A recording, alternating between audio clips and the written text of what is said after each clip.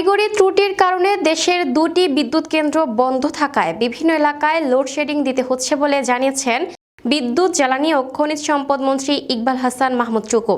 তিনি বলেন, পরিস্থিতির কারণে ঢাকাতেও লোডশেডিং হবে, তবে আগামী 2 দিনের মধ্যে অবস্থার উন্নতি হবে বলে আশা প্রকাশ করেন তিনি।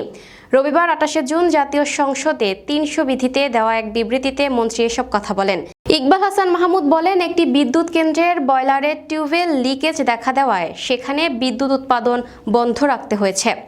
অন্যদিকে বঙ্গোপসাগর উত্তাল থাকায় জাহাজ থেকে কয়লা খালাস করা সম্ভব না হওয়ায় আরেকটি বিদ্যুৎ কেন্দ্র বন্ধ রয়েছে। ফলে জাতীয় গ্রিডে প্রায় 3000 মেগাওয়াট বিদ্যুৎ সরবরাহ করা যাচ্ছে না। তবে কোন 2টি বিদ্যুৎ কেন্দ্র বন্ধ রয়েছে সে বিষয়ে মন্ত্রী বিস্তারিত কিছুই জানাননি। বিবৃতিতে তিনি জানান, বিরোধী দলীয় নেতা শফিকুর রহমানের সঙ্গে এ বিষয়ে তার আলোচনা হয়েছে। এটি একটি জাতীয় সংকট উল্লেখ করে তিনি সংসদের মাধ্যমে জনগণ ও বিরোধী দলের সদস্যদের প্রতি পরিস্থিতি মোকাবেলায় ঐক্যবদ্ধভাবে কাজ করার আহ্বান জানান।